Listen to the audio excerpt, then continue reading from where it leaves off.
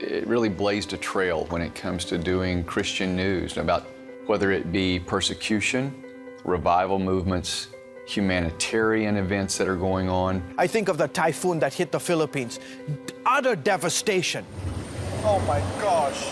The eye wall of Typhoon Haiyan came right here. But you know what brings hope to people? Is when they see believers on the ground.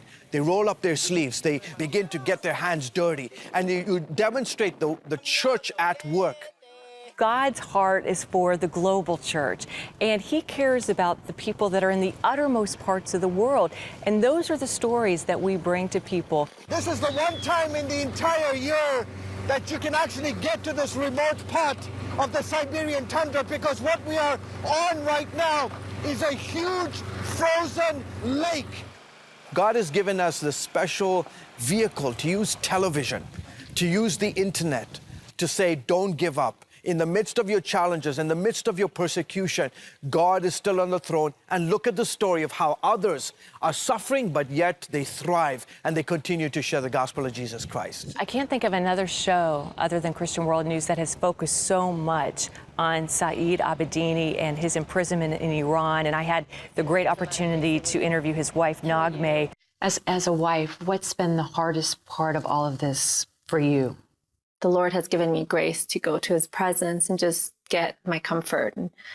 But as a mom, every time it's like a stab in my heart when I see them struggling and I can't do anything about it. We can call on our viewers to pray, and we know they are praying. So we know Christian World News is making a difference in so many fronts, not just informing people, but also a call to action and a call to prayer.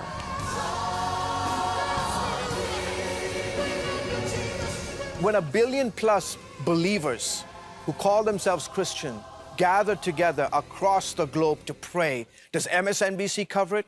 No. CBS? No. ABC? Does it lead the nightly news? No. But it leads Christian World News.